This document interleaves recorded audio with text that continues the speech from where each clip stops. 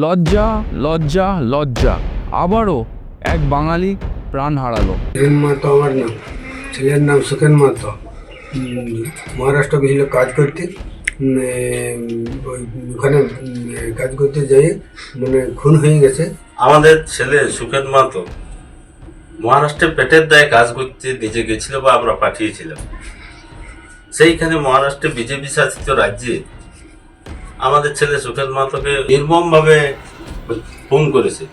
আবারও হারালো পুরুলিয়ার বাংলার ছেলে, 31 বছর বয়সের ছেলে, তাকে কুপিয়ে নৃশংসভাবে হত্যা করা হলো।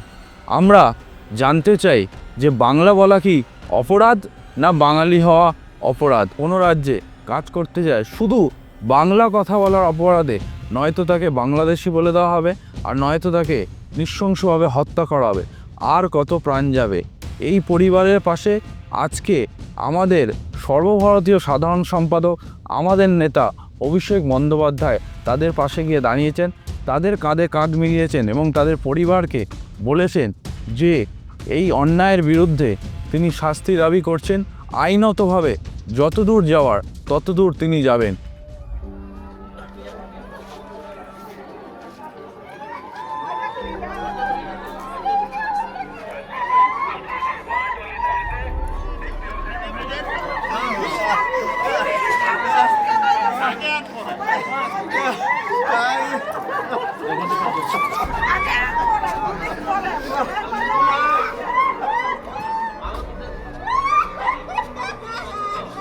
অনেক রাজনৈতিক দলের অনেক নেতারা অনেক বড় বড় কথা বলছে যে পেটের দায় যেতে হচ্ছে, তাহলে রাজ্যে কর্মসংস্থান হচ্ছে না কেন? ভারতবর্ষে গত 14 বছরে 3.5 কোটি ভারতীয় দেশ ছেড়ে চলে গেছে, অন্য দেশে পেটের দায় কাজ করছে। তাহলে তাদের ব্যর্থতাও তো এখানে কেন্দ্রে যে রাজনৈতিক দল ক্ষমতায় রয়েছে তার। কি অনুরোধ করবো, পুরুলিয়া জেলায় বিজেপির সাংসদ রয়েছে, মহারাষ্ট্রের সরকার বিজেপি।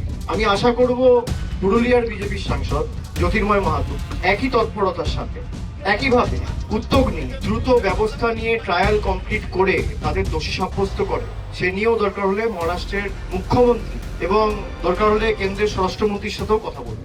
এবং সাথে সাথে তিনি এটাও বলেছেন যে আমাদের বাংলার মুখ্যমন্ত্রী, আমাদের বাংলার মা মমতা বন্দ্যোপাধ্যায় সেই পরিবারের পাশে আছে। এই পরিবারের পাশে থেকে আমরাও বাংলার মানুষরা দেখব যে এর শেষ কোথায়। বিজেপি সর্বদা বাঙালিদের বিরুদ্ধে থাকে এবং বিরুদ্ধে কথা বলে। বিজেপি বাঙালিকে সহ্য করতে পারে না, বাঙালিকে পছন্দ করতে পারে না। বিজেপি বলে যে বাঁচতে চাই বিজেপি তাই, আসলে সেটা না। বিজেপির আসল নীতি কথা হচ্ছে মারতে চাই বাঙালি তাই। এই প্রাণের কথা ভুলবে না পুরুলিয়াবাসী, ভুলবে না ঝাড়গ্রামবাসী, ভুলবে না জঙ্গলমহলবাসী। এই প্রাণের বদলা আমরা আইনতভাবে, রাজনৈতিকভাবে আমরা লড়াই করে নেব। আমরা বাঙালিরা জানি কি করে আন্দোলন করতে হয়, কি করে লড়াই করতে হয়। জয় বাংলা।